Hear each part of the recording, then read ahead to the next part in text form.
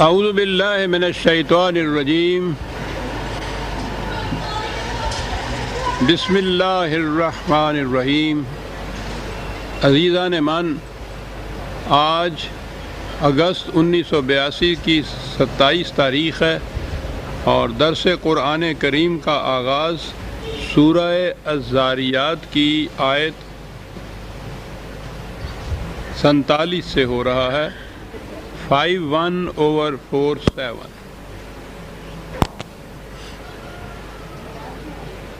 قرآن کریم کی تعلیم کا نقطہ ماسکہ، بنیادی پوائنٹ جسے آپ کہیں گے، وہ ہے قانون مکافات عمل، یعنی ہر کام کا ایک متعین نتیجہ ہوتا ہے، اسی کو قانون کہتے ہیں۔ وہ کہتا یہ ہے کہ یہاں قانون کی کار فرمائی ہے۔ انسانوں کی دنیا میں تو جیسا میں نے کئی دفعہ عرض کیا ہے، وہ جو محسوس کام جسے آپ کہتے ہیں وہی نہیں، بلکہ دل میں گزرنے والے خیال تک بھی اپنا نتیجہ مرتب کرتے ہیں۔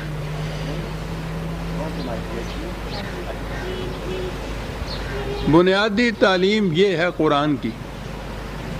ایک تو وہ ایسے اقدار اور اصول دیتا ہے جو انسانی زندگی، اس کی انفرادی اور اجتماعی زندگی میں قانون کا کام دیتے ہیں، اور یہ جو اس کا نقطہ ماسکہ ہے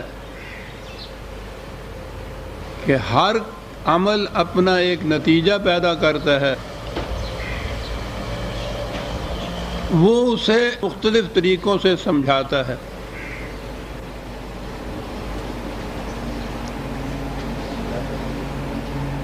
بنیادی طور پر اس کے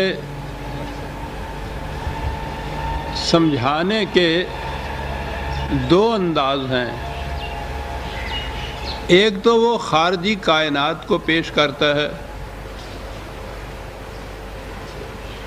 کہ اس میں دیکھو کس طرح قانون کی کار فرمائی ہے، ایک ذرے سے لے کر عظیم الشان کروں تک ہر شے خارجی کائنات کی قانون کی زنجیروں میں جکڑے ہوئے ہے، اور یہ جو محیر العقول عظیم القدر سلسلہ کائنات کا اس حسن و ضبط سے چل رہا ہے، تو وہ صرف اس لیے کہ یہ ان میں کبھی قانون کی خلاف ورزی نہیں ہوتی،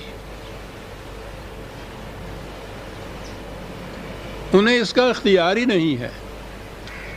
تو ایک تو وہ خارجی کائنات کے مختلف شواہد کو پیش کرتا ہے، یہ بتانے کے لیے کہ یہ دیکھو کس طرح سے ہر شے قانون کے مطابق عمل کرتی ہے، اور ہر قانون کا نتیجہ کس طرح سے وہی پیدا ہوتا ہے۔ جب بھی آگ میں انگلی ڈالو، انگلی جل جاتی ہے اور درد ہوتا ہے۔ ایک تو یہ طریقہ ہے اس کا، اور دوسرا اس کے بعد طریقہ اور ہے، اس لیے کہ وہ صرف انفرادی زندگی کے متعلق ہی تعلیم نہیں دیتا، در حقیقت تعلیم اس کی اجتماعی زندگی کے متعلق ہے۔ نظام معاشرے کا کس قسم کا ہے، تمہاری روش زیست اجتماعی زندگی میں کس قسم کی ہے، اور اس کے لیے جو وہ قوانین دیتا ہے، اب ان کے جو نتائج مرتب ہوتے ہیں، انہیں سمجھانے کے لیے بہرحال تاریخ ہی ایک ایسی چیز ہے جسے سامنے لایا جا سکتا ہے، اور وہ اس کے لیے اقوام سابقہ کی تاریخی شواہد کو سامنے لاتا ہے کہ یہ دیکھو فلاں قوم نے اس قسم کا نظام قائم کیا، یعنی قوانین خداوندی کے مطابق، تو اس کے نتائج کس قدر خوشگوار برآمد ہوئے۔ جس قوم نے ان کی خلاف ورزی کی اور ان کے خلاف نظام قائم کیا، اس کے نتائج کتنے تباہ کن تھے۔ سارے قرآن میں اگر یہ بنیادی حقیقت آپ کے سامنے ہو تو اس میں یہاں سے وہاں تک ایک ربط نظر آئے گا. اور یہ بات نہیں کہ وہ یہاں باہر تو وہ ایک گیہوں کے دانے کی مثال بیان کرتا اور اس کے بعد قوم عاد کا ذکر چھیڑ دیتا ہے. تو ہمارے ہاں تو یہ چیز چونکہ ذہن میں نہیں تھی کہ قرآن کی تعلیم کا انداز کیا ہے، اس لیے یہ ہوا کہ جی بڑا ہی غیر مربوط ہے، اس میں تو کسی قسم کی ترتیب نہیں، کوئی ربط نہیں. کہیں دیکھیے آپ وہ فصلوں کا ذکر ہو رہا ہے، کہیں آسمان کے ستاروں کا ذکر ہو رہا ہے. انہیں معلوم نہیں کہ یہاں کیفیت یہ ہے کہ لہو خورشید کا ٹپ کے اگر ذرے کا دل چیریں. ان میں ربط باہمی ایسا ہے. جیمز جین یہ کہتا ہے، فلکیات کا سب سے بڑا ماہر، کہتا ہے اور چیز تو ایک طرف میں جو انگلی ہلاتا ہوں اس کا اثر کہکشاں پہ بھی جا کے پڑتا ہے. تو دوسری چیز وہ تاریخی شواہد پیش کرتا ہے. اب آج کے درس میں آ جائیے. پہلے اس نے، آپ کو یاد ہوگا کہ اس نے مثالیں پیش کی تھیں یا شہادات پیش کی تھیں آسمانی کروں کی، بادلوں کی، بارش کی، فصلوں کی. یہ سب کچھ کرنے کے بعد وہ فوراً اقوام سابقہ کی طرف آ گیا. پچھلی آیات میں قوم نوح، عاد، سمود، قوم لوط، یہ تمام اقوام جو تھیں ان کے انجام کی طرف چھچلتی ہوئی نگاہ ڈالتا ہوا آگے چلا آیا. آخر میں اس نے یہ قوم نوح کے متعلق آخری آیت میں یہ ذکر آیا تھا، اور یہ آنے کے بعد پھر اسی انداز میں آ گیا کہ وَالسَّمَاءَ بَنَيْنَاهَا بِأَيْدٍ وَإِنَّا لَمُوسِعُونَ. پھر آ گیا وہ کائناتی شواہد کی طرف.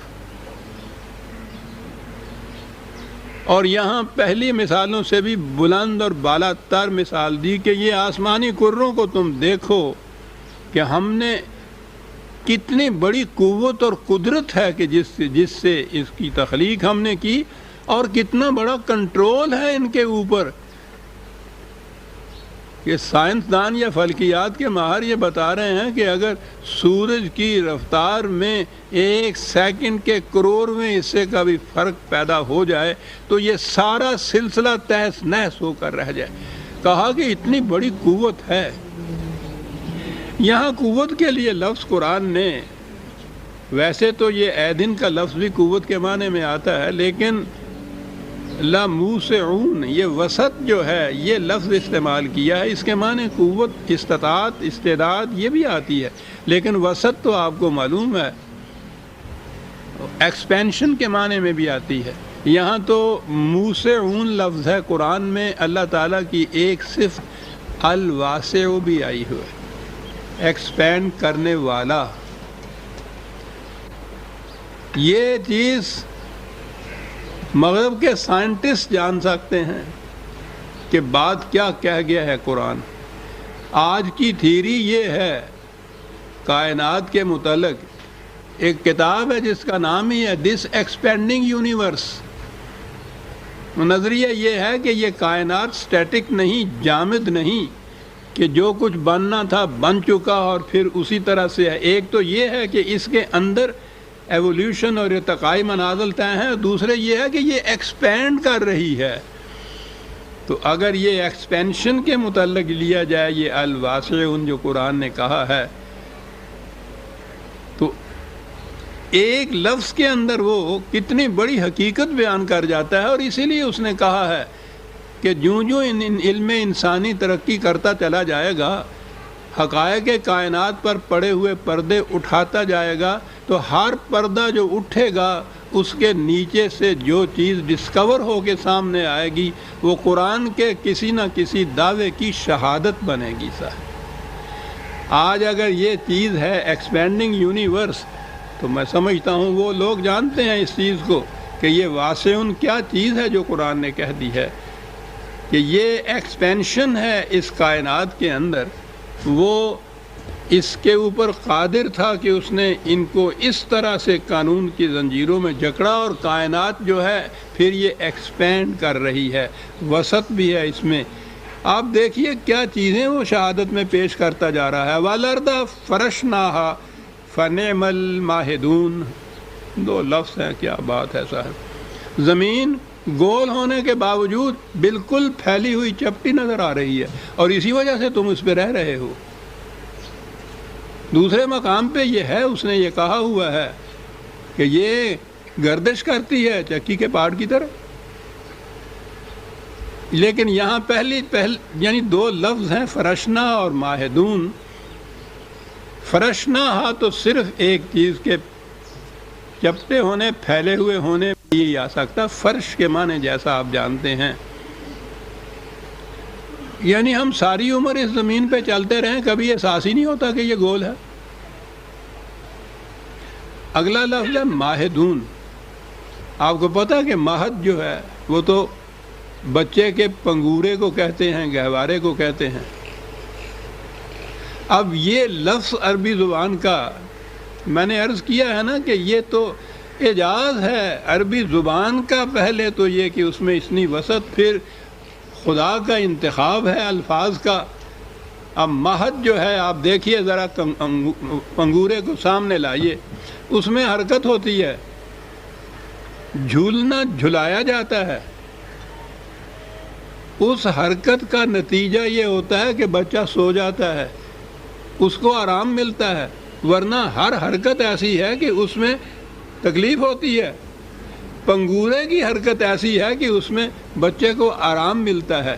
تو یہ لفظ جو تھا عربی زبان میں، یہ مہد جو لفظ تھا، تو وہ حرکت ایسی حرکت کہ جس سے سکون اور آرام ملے، وہ حرکت اس میں ہوتی تھی۔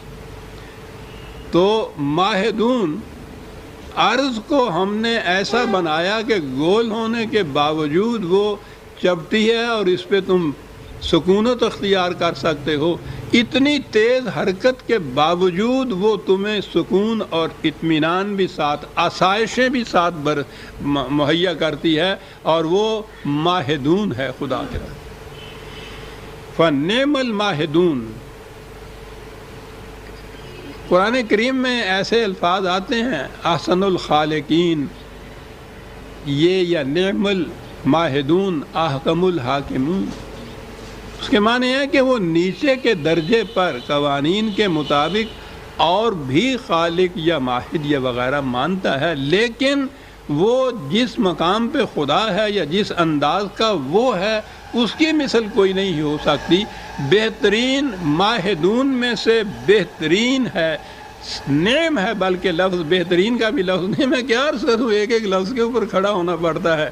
یہ نعم کا لفظ خود یہ بتا رہا ہے کہ کتنی زیادہ آسائشیں بہم پہنچانے والا وہ ماہدون میں سے ہے۔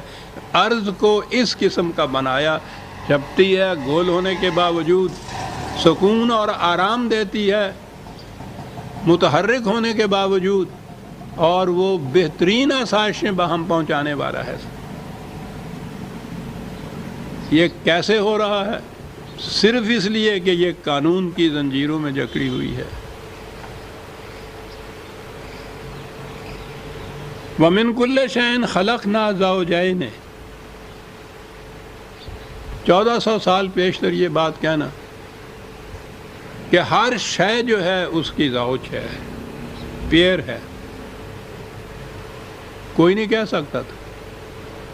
یہ جو سامنے نظر آتی تھی چیزیں، ان میں تو وہ دیکھ سکتے تھے نار اور مادہ صرف، لیکن قرآن تو کل شیء کہتا ہے۔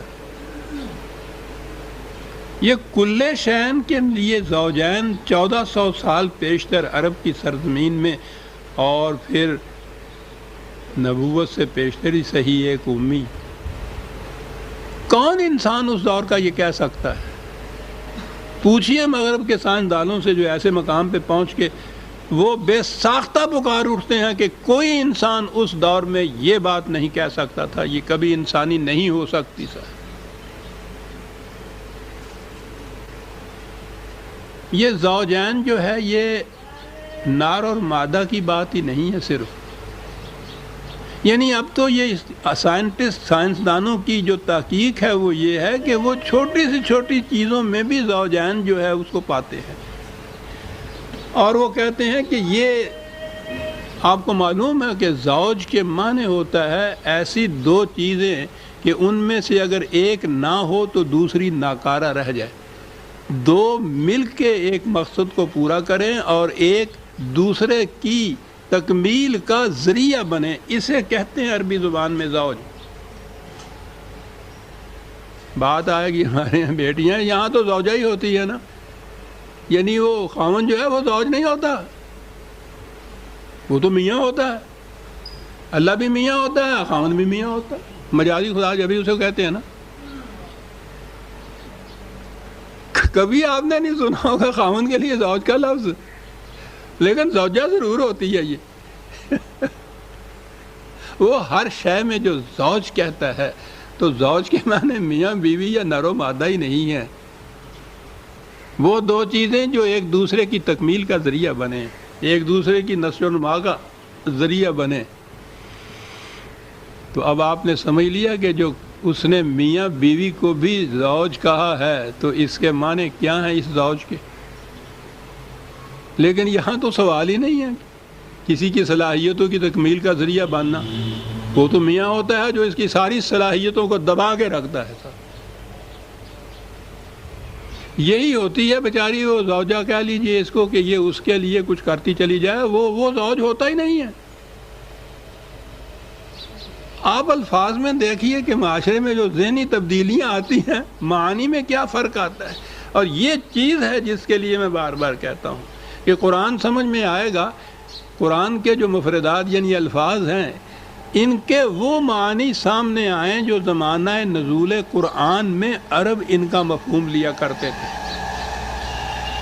بڑا فرق پڑتا ہے مرور زمانہ سے الفاظ کے، لینگویج کے اندر۔ سیمینٹک کے جو طالب علم ہیں وہ اس کی شہادت دیں گے، اگر آپ میں، میرا خیال ہے یہاں تو ایز اے سبجیکٹ پڑھایا ہی نہیں جاتا، یہ تو بڑا اہم سبجیکٹ ہے کہ زبانوں میں مرور زمانہ سے ان کے الفاظ کے معنی میں فرق کیا پڑتا ہے۔ وہ آج کی عربی وہ نہیں ہے جو اس زمانے کی عربی تھی، اور یہ تو معنی تو اس کے بگڑ گئے تھے دوسری تیسری صدی میں ہی، جب آپ کے ہاں کے پہلے لغت اور تفسیریں اور یہ مرتب ہوئی ہیں عباسیوں کے زمانے میں، وہ سارا ایرانی چھاپ آ گئی تھی عربی کے اوپر اس زمانے کے اندر۔ تو میں نے جیسا عرض کیا یہ طریقہ ہے قرآن کے سمجھنے کا، زوجین۔ اور یہ سارا کچھ کہنے کے بعد کہا کہ یہ محض ہم کوئی سائنس کی کلاس نہیں لے رہے کہ ہم نے انہیں پڑھانا ہے تاکہ وہ امتحان پاس کر لیں، لعلکم تذکرون، تاکہ تم اب حقیقت کو سامنے لے آؤ کہ یہ باتیں کیوں بیان کی جا رہی ہیں، قانون کی کار فرمائی کے لیے، تاکہ تم اس چیز کو اچھی طرح سے سمجھ لو۔ سمجھنے کے بعد پھر کیا، جی سمجھ لیا میں نے، سمجھنے کے بعد ففروا الی اللہ، تو پھر ہر نظام کو چھوڑ کے نظام خداوندی جو ہے اس کی طرف لپک کر جاؤ، دوڑ کر جاؤ، تیزی سے جاؤ، وقت نہ ضائع کرو۔ ایک ایک لمحہ تمہیں ہلاکت کی طرف لیے جا رہا ہے، یاد رکھو کیا بات ہے ففروا کی، دوڑ کر جاؤ۔ کہا اس لیے سب کچھ یہ کہا جا رہا ہے، اور حضور کی زبان مبارک سے کہلایا کہ انی لکم منہ نذیر مبین، 3 لفظ ہے کہ میری حیثیت جو ہے، میں کوئی تم پہ داروغہ مقرر نہیں کیا گیا، میں اس کے معاوضے میں تم سے کوئی صلہ اور معاوضہ نہیں چاہتا، سوال ہی نہیں ہے۔ میں یہ کیوں اپنی جان کھپا رہا ہوں؟ اس لیے کہ تم بچ جاؤ تباہی سے۔ میں لکم، یہ جو ہے نا یہ لکم، لام بہت سے معنی میں عربی میں آتا ہے، یہ کسی کے فائدے کے لیے جو بات ہو، لام منفعت جس کو یا نافع جس کو کہتے ہیں، لکم تمہارے فائدے کی بات ہے جو میں کہہ رہا ہوں، تمہیں آگاہ کر رہا ہوں اس سے کہ اس روش کا نتیجہ تباہی ہوگا، میں تمہیں آگاہ کر رہا ہوں۔ پھر اگلا حرف دیکھیے، کہ میں اپنی طرف سے یہ نہیں کہہ رہا، من ہو، خدا کی طرف سے یہ باتیں ہیں جو میں تمہیں بتا رہا ہوں، وہ تمہارے فائدے کی ہیں جو باتیں میں بتا رہا ہوں، آگاہ کر رہا ہوں تمہیں کہ اس روش کا نتیجہ تباہی ہوگا، اور مبین بالکل واضح انداز میں یہ کچھ کہہ رہا ہوں، تو اس سے واضح اور کیا ہوگا کہ اپنے دعوے کی ثبوت اور شہادت میں وہ کہیں قوانین فطرت کو لا رہا ہے، کہیں تاریخی شواہد کو لا رہا ہے، تو مبین اتنی بڑی مبین چیز ہے صاحب، مبین، فَفِرُّوا إِلَى اللَّهِ، اس کے نظام کے تابع زندگی بسر کرو، اس کے قوانین اور اقدار کے مطابق زندگی کرو، بسر کرو، وَلَا تَجْعَلُوا مَعَ اللَّهِ إِلَٰهًا آخَرَ، اور اس کے ساتھ اور کسی صاحب اقتدار کو نہ ملاؤ، کسی اور کا اقتدار تسلیم نہ کرو، کسی کی محکومیت اختیار نہ کرو۔ الہ کے معنی میں نے عرض کیا تھا نا کہ جب الفاظ میں تبدیلی معانی میں آتا ہے تو کہاں سے کہاں بات جا پہنچتی ہے۔ اب ہمارے ہاں عام طور پہ تو ترجمے ہی ہیں جن سے سمجھا جاتا ہے، ترجمے سے نہ بھی سمجھیے، عربی زبان کی کتابوں میں بھی آپ دیکھیے تو معنی یہی ہوتے ہیں۔ الہ کے معنی ہی معبود یا وہ جس کی پرستش کی جائے، جس کی ورشپ کی جائے۔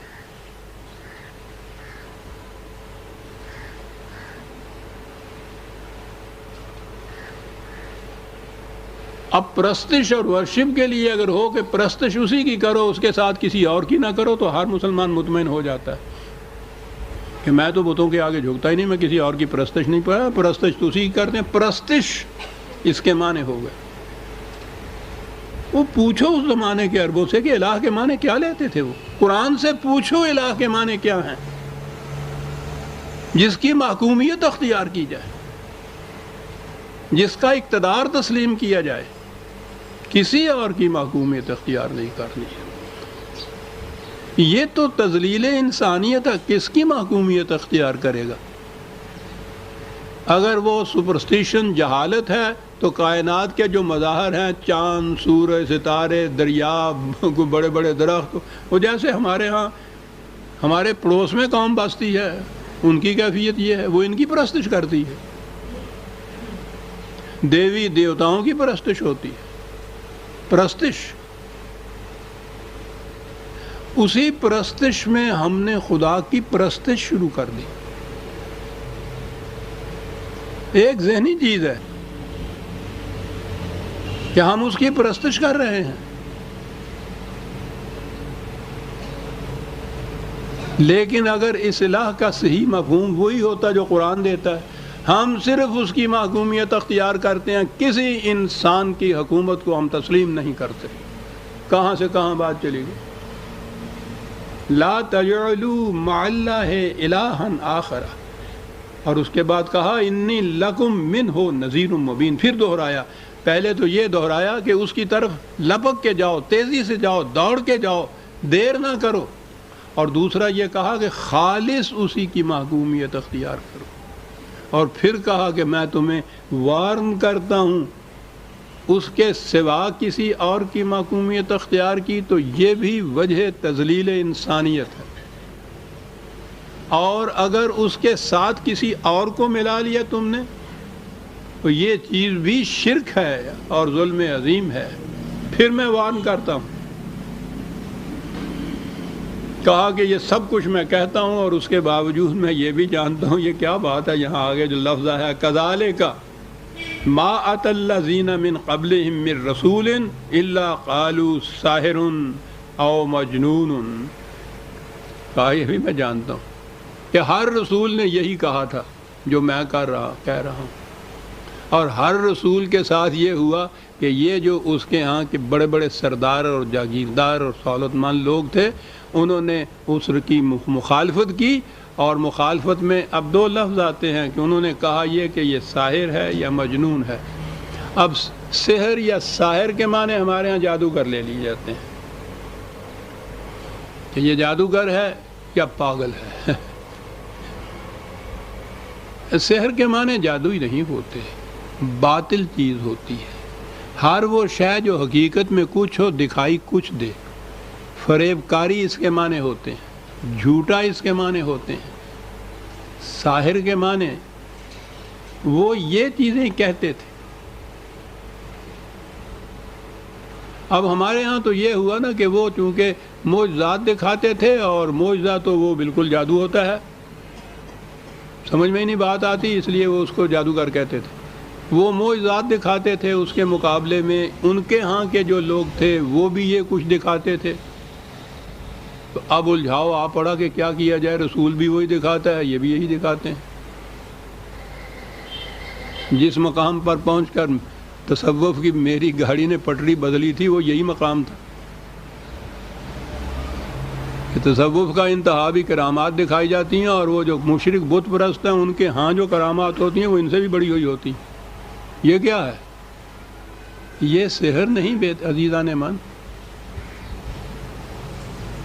وہ لوگ کہتے یہ تھے کہ یہ فریب دہی ہے، یہ جو دعویٰ کر رہا ہے میں خدا کا رسول ہوں، یہ فریب دہی ہے، یہ باطل ہے، یہ جھوٹ ہے۔ تو یا تو یہ دانستہ جھوٹ بول رہا ہے، فریب کار ہے معاذ اللہ، او مجنون، یا یہ پاگل ہو گیا ہے، دماغ چل گیا ہے، اپنے آپ کو کہہ رہا ہے میں خدا کا رسول ہوں۔ یہ دیکھیے یہ لفظ جو ہے یہ بڑی اہم بات یہاں آ گئی، ساحرون، اگر اس کے معنی ہر جگہ آپ کو جادوگر ملیں گے۔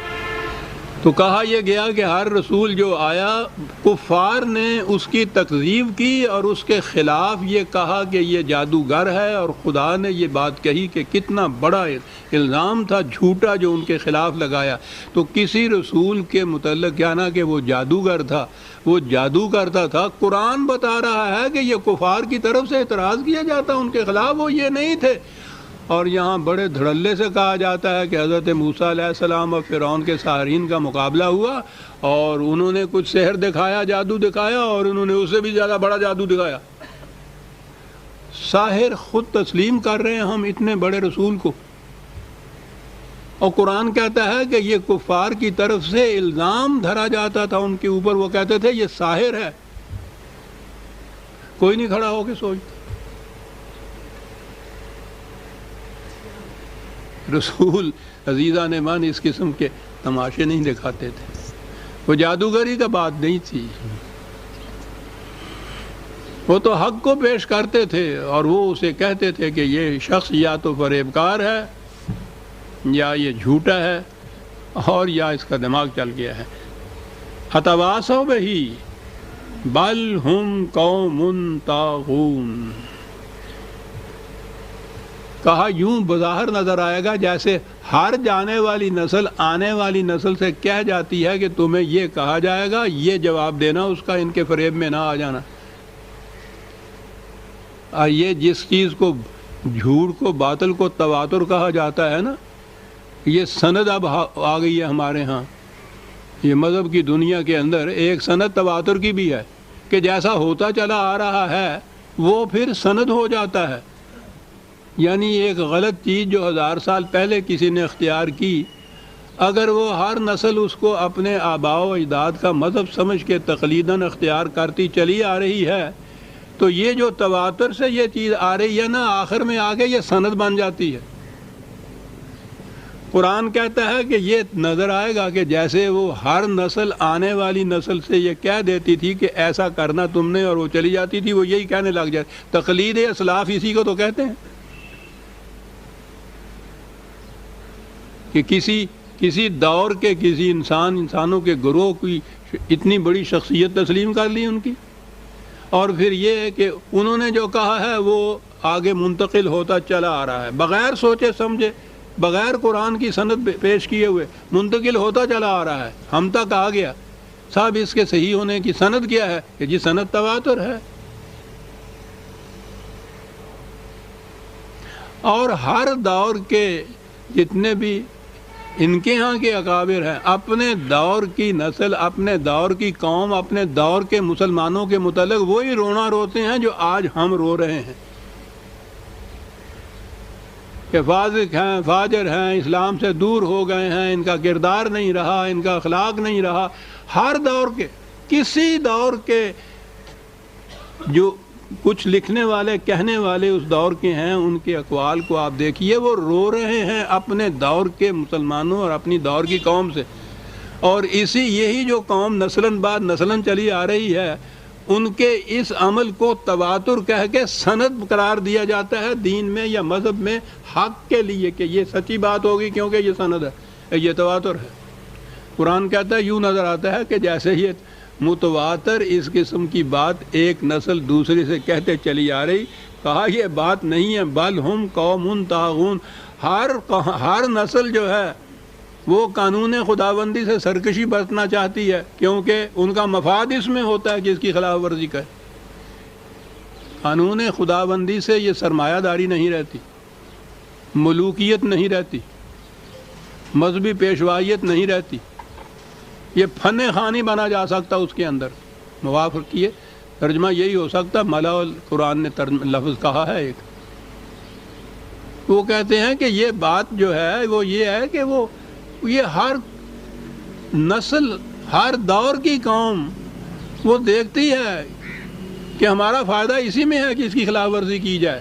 اصل میں تو بات یہ ہوتی ہے، وہ اس کے لیے سند یہ ہم پہنچاتی ہے کہ یہ ہوتا چلا آ رہا ہے، اگر یہ چیز ایسی غلط ہوتی تو یہ کیوں ایسا کرتے، یعنی خود نہیں کوئی دلیل دے سکتے اس کے لیے، دلیل یہ ہے کہ اگر یہ چیز غلط ہوتی کہ یہ ایسا کیوں کرتے، کیا سند ہے یہ؟ ارے تم بتاؤ یہ بات، دلیل و برہان سے بتاؤ، سند سے بتاؤ کہ یہ بات صحیح ہے تو ٹھیک ہے، یہ کوئی سند ہے کہ اگر یہ غلط ہوتی تو یہ کیوں کرتے چلے جاتے؟ انہی کے بعد سے تو روتے ہو تم، ساری تاریخ اپنی یہ کہہ رہے ہو کہ اسلام کے خلاف چلی آ رہی۔ پوچھو تو ان کے ہاں پہلی چیز یہ ملوکیت کے متعلق جو میں بار بار کہا کرتا ہوں، پہلی چیز ایک ان کے ہاں یہ ہے کہ ملوکیت کی جو بنیاد ڈالی وہ یزید نے ڈالی، اور وہ آپ کو معلوم ہے ان کو کس لفظوں سے یاد کرتے ہیں، یہ ہوا۔ اور اس کے بعد یزید سے آج تک جتنی مسلمانوں کی مملکتیں، حکومتیں ہیں، ساری ملوکیت کی حکومتیں ہیں، تو یہ تو تواتر سے چلی آئیں، تو دین بن گئی، پھر سند ہو گئی۔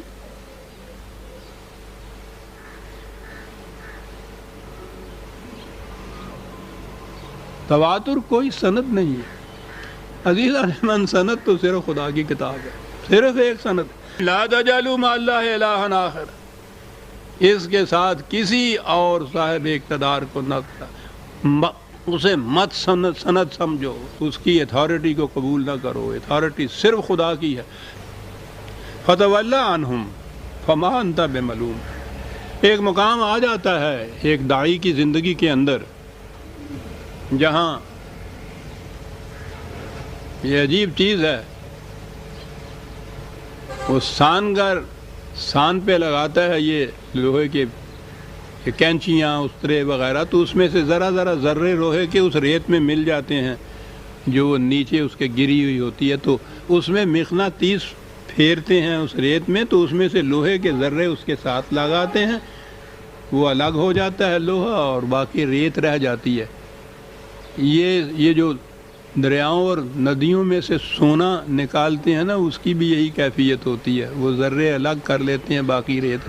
ایک دائی کی بھی یہی کیفیت ہوتی ہے، میں نظر آتا ہے کہ وہ اس لوہے کے ذرے ملی ہوئی ریت یا سونے ملی ہوئی ریت کے اندر وہ آتا ہے اور اس میں سے وہ دیکھتا ہے، نکالتا ہے کہ کہاں ذرہ وہ لوہے یا سونے کا ہے، وہ اس میں سے نکالتا چلا جاتا ہے، اور ایک مقام پہ آ کے جب وہ دیکھتا ہے کہ اب باقی ریت ہی رہ گئی ہے، ذرے نہیں ہیں، تو پھر وہ اس مقام سے دوسرے مقام کی طرف چلا جاتا ہے۔ یہ ہجرت اسکیپزم نہیں ہے، وہ اس مشن کا ایک حصہ ہے، اور یہ وہ مقام ہے جہاں پہنچ کے قرآن یہ کہتا ہے ان سے کہ یہ وَاہْجُرْهُمْ هَجْرًا جَمِيلًا، اب انہیں چھوڑ دے، اتنا عرصہ تم نے اپنا سر کھپایا، ان کے اندر یہ کچھ کیا۔ ان میں سے جو سعادت روحیں تھیں جنہوں نے دلیل و برہان کی روح سے حقیقت کو تسلیم کرنا تھی، وہ سونے کے ذرے اس میں سے نکل آئے ہیں، آ گئے ہیں اس مقناطیس کے گرد، وہ لوہے کے ذرے جمع ہو گئے ہیں، اب یہ ریت ہی رہ گئی ہے۔ تو اب دوسرا پروگرام کا دوسرا حصہ اپنا شروع کر، لیکن وَاہْجُرْهُمْ هَجْرًا جَمِيلًا یہ قرآن ہے،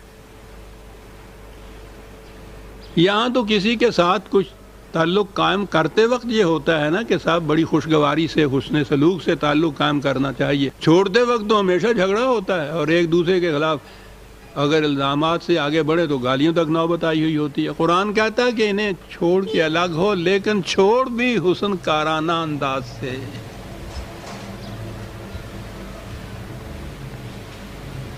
وہ گل نہ کر کے میری لگدی کسے نے نہ دیکھی تے ٹوٹدی نو جگ ویکھدا، جگ نہ تماشا ویکھے، وہجرہم حجرن جمیلا۔ عزیزان من، چھوڑنا بھی حسن کارانہ انداز سے چھوڑنا، یہ تعلیم خداوندی اور سیرت نبوی ہی ہو سکتی ہے۔ حضور نے واقعی چھوڑا ان کو تو حسن کارانہ انداز سے چھوڑا، کسی کو گالی تک نہیں دی، کسی سے بدلہ تک نہیں لیا۔ اور دوسرے مقام کیا ہے کہ چھوڑنے کے بعد بھی یہ نہ کر کے اب کچھ اس ہی بات کے قابل ہی نہیں ہے چونکہ تو پہنچا ہی نہ، یہ اس کے متعلق یوں ہی فیصلہ نہ کر لے کہ اب کوئی بھی ان میں باقی نہیں رہا۔ اس میں یہ ہے کہ اس کے باوجود تو قرآن کی آواز پہنچائے چلا جا، اور وہاں یہ ہے تاکہ ایسا نہ ہو کہ کوئی ایک جان، ایک نفس بھی اس لیے ہلاک ہو جائے کہ اس تک قرآن نہیں پہنچا تھا، پھر بھی پہنچائے چلا جائے۔ فَتَوَلَّ عَنْهُمْ فَمَا أَنْتَ بِمَلُومٍ، اس مقام کے اوپر اگر تو ان کو چھوڑ کے دوسروں کی طرف توجہ اگر دے گا، یہاں زیادہ امید وابستہ ہو سکتی ہے کہ ان میں اصلاح ہو سکتی ہے، تو اس سے تم پہ کوئی ملامت نہیں ہوگی، کوئی اعتراض نہیں ہوگا اس سے کہ تم نے ایسا کیوں کر دیا۔ لیکن وَذَكِّرْ وَإِنَّ الذِّكْرَىٰ تَنفَعُ الْمُؤْمِنِينَ، قرآن کی بات پہنچائے چلا جا، اس کے باوجود دہرائے چلا جا، جو بھی ان میں سے اس کو تسلیم کرے گا اس کے لیے یہ بڑی مفید چیز ہوگی، بڑی منفعت بخش چیز ہوگی۔ اور بات وہی ہے جو پہلے کہی گئی کہ فَفِرُّوا إِلَى اللَّهِ، ایک خدا کی محکومیت کو اختیار کرو۔ یہ ہے قرآن کی تعلیم کا جو میں نے عرض کیا نقطۂ ماسک۔ اور آگے آ کے وہ فکرہ کہا کہ جو دہرایا جاتا ہے اور پھر جس کا وہ غلط یا مروجہ متواتر مفہوم لینے سے بات کہیں سے کہیں چلی جاتی ہے۔ وَمَا خَلَقْتُ الْجِنَّ وَالْإِنسَ إِلَّا لِيَعْبُدُونَ، آپ نے سنا ہوگا یہ ہر جگہ کہ ہم نے جن و انس کو پیدا اس لیے کیا ہے کہ ہماری پرستش کریں،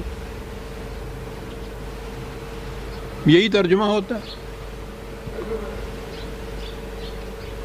کہیں اصل لفظ لے آتے ہیں تو عبادت کریں، وہ عبادت کے معنی پرستش ہوتا ہے۔ ہم نے پیدا ہی اس لیے کیا ہے، جن کو تو چھوڑ دیجئے، وہ بات دوسری جگہ آئے گی۔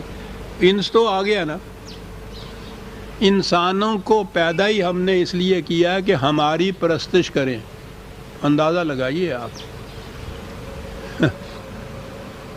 کچھ کھول کے بیان کرنے کی بات نہیں ہے۔ تخلیق انسانی کی غایت و غرض و مقصود و مطلوب یہ ہے کہ وہ میری پرستش کریں، یہ ہے مقصد۔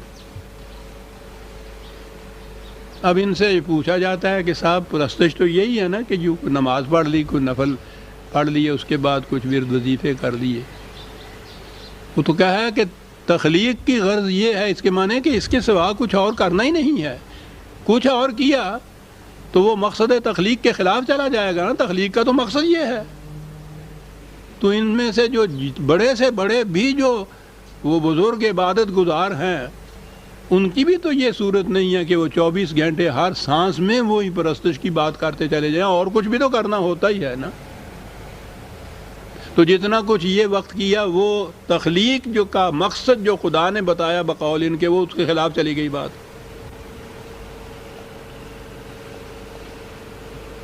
اس لیے یہ اپنے ہاں کے جو یہ بڑے بڑے مقتدا ہوتے ہیں، بزرگ ہوتے ہیں، ان کے متعلق یہ باتیں مشہور ہوتی ہیں کہ صاحب وہ دن رات اسی میں ہی لگے رہتے تھے، نفلیں پڑھتے رہتے تھے، تسمیاں پھیرتے رہتے تھے، بیٹھے رہتے تھے ایک کنج کے اندر، اور وہ کبھی نفل پڑھتے تھے، کبھی نماز پڑھتے تھے۔ روزہ صائم الدہر ہوتا تھا، ہمیشہ روزہ رکھتے تھے۔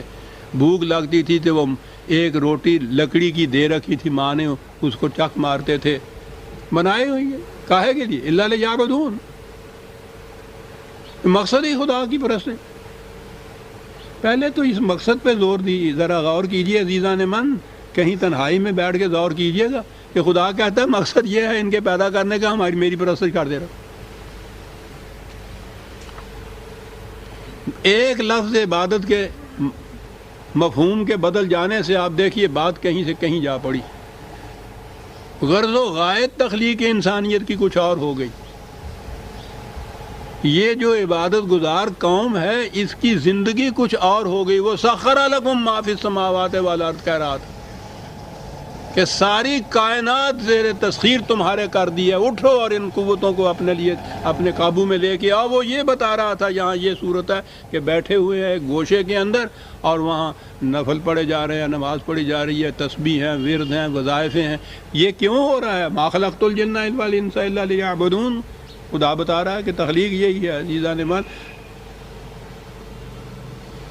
معاف رکھیے گا، یہ تو غنیمت ہے کہ قوم اس پہ عمل پیرا نہیں ہے.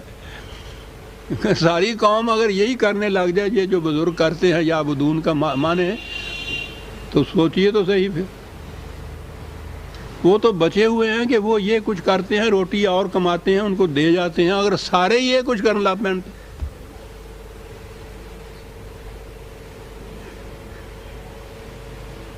اللہ یعبد، ایک لفظ عبدہ یعبدو سے عربی زبان میں بھی اور قرآن کریم میں بھی جو الفاظ استعمال ہوئے عزیزان مان، اس کے معنی محکومیت کے ہیں کہ شرف انسانیت یہ ہے کہ انسان نہ تو مظاہر فطرت میں سے کسی شے کے سامنے جھکے، کیونکہ ہر شے اس کے تابع تسخیر ہے، اور اس کے بعد انسان رہ جاتا ہے نا. انسان کے سامنے وَلَقَدْ كَرَّمْنَا بَنِي آدم، ہر انسان یکساں واجب التکریم ہے. تو جو یکساں واجب التکریم ہے اس میں سے ایک کا دوسرے کے سامنے جھکنے معنی کیا رکھتے ہیں؟ یہ تو اس سے زیادہ تذلیل اور کیا ہو سکتی ہے کہ جو اپنے برابر ہے اس کے پاؤں کے اوپر سر رکھا ہوا ہو، انسان نے اس کے سامنے جھکا ہوا ہو، اس کے احکام کے سامنے سر تسلیم خم کاری ہے، اس کی محکومیت تسلیم کیا ہو. تو نہ تو مظاہر فطرت میں سے کسی کے سامنے یہ جھک سکتا ہے، نہ اپنے جیسے انسان کے سامنے جھک سکتا ہے. اور پابندی تو کرنی پڑتی ہے زندگی میں کسی شے کی. کس چیز کی پابندی کرو؟ خدا کے قوانین کی پابندی کرو. ہم نے ان کو پیدا اس لیے کیا، ان کی تخلیق کی غائد یہ تھی کہ کسی اور کے سامنے یہ نہ جھکیں، صرف ہمارے قوانین کے سامنے جھکیں.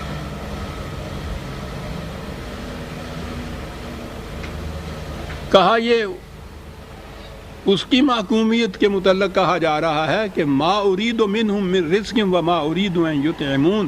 پہلی چیز یہ ہے کہ ہم ان سے کچھ نہیں مانگتے، کچھ کھانے کو نہیں مانگتے، کچھ سامان زیست نہیں مانگتے. جو بھی کسی دوسرے سے لے کے کھانے والا ہے وہ اس زمرے میں آ ہی نہیں سکتا، خواہ وہ حضرت صاحب کہیں ہوں، خواہ وہ حاکم کہیں ہوں. جو دوسرے کی کمائی سے روٹی کھاتا ہے وہ خدا کی اس صفت کے خلاف جاتا ہے.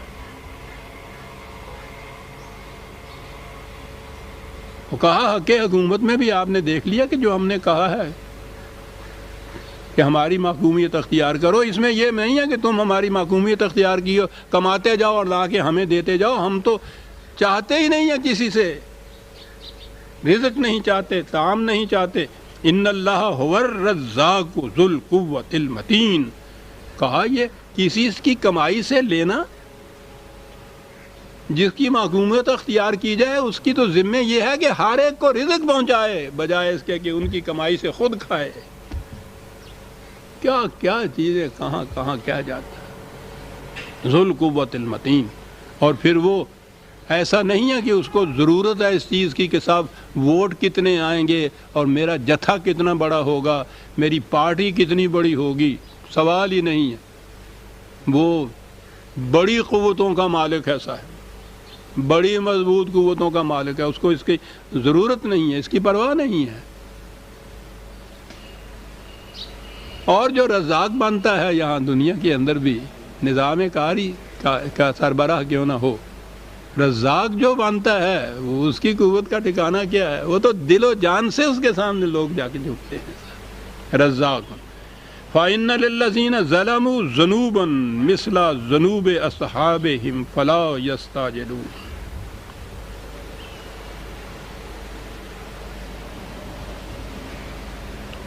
یہاں لفظ ظلم آیا ہے، ترجمہ کیا کہ جو ظلم کرتے ہیں۔ اب بہرحال یہ تو سارے اس میں سے نکل گئے کہ جو دنیا کے معاملات میں حصہ ہی نہیں لیتے، تو سوال ہی نہیں۔ یہ تو الگ بات رہی کہ کسی کی منفعت، کسی کا بھلا بھی نہیں کرتے، لیکن بخار وہ کہتے ہیں ظلم نہیں کرتے۔ یہ ظلم نہ کرنا جو ہے، میں اس معنی میں لے رہا ہوں جس میں عام طور پہ ظلم معنی لیے جاتے ہیں۔ ظلم کسی پہ نہ کرنا بھی جو یہ بڑی خوبی ہمارے ہاں، بڑی اعلیٰ صفت گنی جاتی ہے، بڑا کیریکٹر، تو یہ تو بات نہیں، یہ تو ایک منفی چیز ہے۔ پتھر کسی پہ بھی ظلم نہیں کرتا، سوال ہی نہیں، یہ تو منفی چیز ہے، یہ نہیں کرتا۔ جس چیز کو آپ نیک کام کہتے ہیں، قرآن نے پتہ کیا بتایا ہے، یَمْکُثُ فِی الْأَرْضِ مَا يَنْفَعُ النَّاسَ، جو عمل نوع انسانی کی منفعت کے لیے ہوگا وہی ہے جس کو بقا نصیب ہوگی۔ اب یہ مثبت ہو گیا، یہ بات، یہ نہیں کہ وہ یہ نہیں کرتا، یہ نہیں کرتا، یہ نہیں کرتا، ٹھیک ہے، قانون خداوندی کی خلاف ورزی نہیں کرتا، لیکن وہ نہیں کرتا تو والی بات نہیں ہے، یہ لا الہ والی بات اتنا حصہ نہیں ہے، یہ منفی ہے۔ آگے مثبت عمل بھی تو ہے، مثبت عمل یہ ہے یَمْکُثُ فِی الْأَرْضِ مَا يَنْفَعُ النَّاسَ، اسی عمل کے لیے بقا، کیا بات ہے صاحب، اسی عمل کے لیے بقا ہے جو نوع انسانی کی منفعت کے لیے کیا جائے، الناس کے لیے ہے۔ یہ یہاں بڑی سے بڑی چیز جو پیٹریوٹزم کہی جاتی ہے، کم از کم اپنی قوم، اپنی ملک، مائی کنٹری، رائٹ اور رانگ، مائی نیشن، اپنا جتھا، اپنی پارٹی، یہ ساری انسانیت اسی میں بٹی ہوئی ہے۔ وہ ما ینفع الناس کہتا ہے۔ اب دیکھ لیجئے کہ معیار کیا ہے اس چیز کے جانچنے کا، یہ کام نیک ہے یا نہیں، اس میں خدا کی عبادت ہو رہی ہے یا نہیں۔ میں نے لفظ وہی استعمال کر دیا، وہ جو ما ینفع الناس کے لیے ہوگا وہ ہے عمل جس کے لیے بقا ہے، اور وہی ہے جو خدا کے قوانین کی اطاعت کا لازمی نتیجہ منفعت الناس ہے۔ عزیزان مانے، اب یہاں جو لفظ ہے ظلموا، آپ کو یاد ہوگا یہ لفظ کئی دفعہ آ چکا، اس کے معنی ہے کہ جس شے کو جہاں ہونا چاہیے وہ وہاں نہ ہو۔ بڑا ہی جامع لفظ ایسا ہے، جو اس سے ڈیزرو نہیں کرتا، اس کو اگر اس مقام کے اوپر اونچا بھی پہنچا دیا جائے تو یہ بھی ظلم ہے، اور جو آن میرٹ کہیں ہونا چاہیے اگر اس کو وہاں نہیں ہے، نیچے رکھ دیا جائے تو یہ بھی ظلم ہے۔ جس کو جہاں ہونا چاہیے اگر وہ وہاں نہیں رکھا جاتا تو وہ یہ ظلم ہے۔ اب انسانوں کو اگر مساوات انسانیہ کی روح سے یکساں واجب و تکریم نہیں رکھا جاتا، اس میں فرق پڑتا ہے، یہ بھی ظلم ہے۔ تو کہتا ہے کہ وہ لوگ جو ظلم کرتے ہیں، یہ لفظ ذنوباً مثل ذنوب اصحابہم، یہ ذنب کا لفظ بڑا جامع ہے ان کے ہاں، ایسی چیز جو کسی کے پیچھے لگی رہے، نہیں چپکی رہے، اس طرح کہ جہاں جائے وہ چپکی رہے، پیچھا ہی نہ چھوڑے، جہاں جی چاہے جائے۔ اب پتہ ہے انہوں نے کہاں سے یہ لفظ لیا تھا، عجیب قوم تھی۔ یہ جو گائے بھینس یا اونٹ کی دم ہوتی ہے نا، اس کے لیے یہ لفظ بولتے ہیں۔ اب دیکھ لیجئے کہ کیسی عمدہ یہ تشبیہ ہے کہ وہ کہیں جائے چپکی رہے وہ چیز اور پیچھے لگی رہے۔ کہتا ہے انسان کے عمل کا نتیجہ وہ تو اس طرح سے اس کے پیچھے چپکا رہتا ہے جیسا کسی اونٹ یا مویشی کی دم اس کے ساتھ چپکی رہتی ہے، اور آخر الامر پھر وہ نتیجہ برپا کر پیدا کر کے رہتی ہے۔ وہ پانی بھرے ہوئے ڈول کو بھی کہتے تھے، جس کو ساتھ رکھنا پڑتا تھا وہ ہمارے ہاں جو محاورہ ہے نا، پیمانہ لبریز ہو گیا، وہ یہ معنی بھی ہوتے ہیں کہ آخر الامر پھر جب وہ نتیجہ کی برآمد ہونے کا وقت آ جاتا ہے تو پھر پیمانہ لبریز ہو جاتا ہے۔ اصحابہم فلا، اور یہ جیسا کہ وہ جو پہلوں کا کہہ رہے تھے نا کہ یہ تواتر سے آ رہی ہے بات، کہا جیسا ان کا بیڑا غرق ہوا تھا اسی طرح سے ان کا پھر ہو جاتا ہے۔ اور حضور سے کہا کہ اس معاملے میں فلا تستعجلون، ان سے کہو کہ یہ جو بار بار اس کے لیے فرمائشیں کر رہے ہیں، آپ سے اعتراض کر رہے ہیں، یہ ہوتا کیوں نہیں ہے، آتا کیوں نہیں ہے وہ نتیجہ، وہ عذاب جسے کہہ رہے ہیں، ان سے کہو کہ وہ کوئی عید کا چاند نہیں ہے جس کے لیے تم جلدی مچا رہے ہو، تمہیں معلوم نہیں کہ وہ جب آئے گا تو کیفیت کیا ہوگی، جلدی نہ کرو، مہلت کا وقفہ غنیمت جانو، اس میں اپنی اصلاح کر لو، اپنی روش بدل لو، تباہی سے بچ جاؤ گے۔ اور ان کی کیفیت یہ ہے کہ جلدی مچا رہے ہیں کہ ہم جلدی تباہ کیوں نہیں ہوتے۔ فلا تستعجلوا فویل للذین کفروا من یومہم الذی یوعدون، اور اس دن جو کچھ ان سے کہا جا رہا ہے، اور جس دن اس کی نمود کا اور اس کے ظہور کا وقت آ جائے گا تو پھر تباہی ہی تباہی ہوگی ان کے لیے۔ اس وقت پھر کوئی ان کو بچانے والا نہیں ہوگا، نہ ہی یہ خود بچ کے کہیں جا سکیں گے۔ اور کہا کہ اس کے متعلق اقوام سابقہ کی داستانوں کو دیکھو، کیا یہی بات نہیں تھی کہ جب پھر ظہور نتائج کا وقت آیا تو ان میں سے کوئی ایک بھی کہیں بچ نہ سکا، اور جو ایک نہ بچ سکا تو قرآن نے عزیزان من عجیب بات ہمارے لیے بھی کہ ہم تو خیر ساری ظالمین میں سے ہیں۔ کہا کہ جب وہ تباہی آیا کرتی ہے تو یاد رکھو وہ صرف انہی کو تو گھیرا نہیں کرتی کہ جنہوں نے ظلم کیے تھے، وہ سب کو بہا کے لے جایا کرتی۔ اجتماعی تباہی تو قوموں کی اس طرح سے ہوتی ہے، اس لیے جو اس وقت اس ظلم میں شریک نہیں ہیں انہیں چاہیے کہ اس ظلم کو روکیں، یہ نہ سمجھیں کہ جب وہ تباہی آئے گی تو وہ انہی کی تباہی ہوگی، ہمیں کیا کہے گی، ہم تو بہت اچھے ہیں۔ بالکل نہیں، سب کو بہا کے لے جائے۔ اس لیے قبل اس کے کہ وہ سیلاب آ جائے کشتی بنا لو، پھر بچ جاؤ گے، ورنہ نہیں بچ سکو گے۔ اور یہ جو چیز کہی گئی کہ پھر ایسا ہو کے رہے گا، اور اس کے بعد پھر شہادت میں پیش کر رہے ہیں قرآن کریم۔ سورہ ذاریات یہاں ختم ہوتی ہے عزیزان من، اگلی سورت الطور کی ہے 52 سورت، اسے ہم آئندہ لیں گے۔ لیکن جیسا میں نے عرض کیا ہے، کس طرح سے ایک سورت کی آیات ہی باہم مربوط نہیں ہیں، سورتوں کی ترتیب میں بھی یہ چیز ہے کہ جب یہ کہا ہے کہ یہ کچھ ایسے ہی ہوتا رہا، یہی کچھ ہر رسول پیغام لاتا رہا، یہی کچھ اس کے ساتھ یہی رد عمل ان اقوام کا ہوتا رہا، یہ سارا کچھ قصہ بیان ہو رہا تھا۔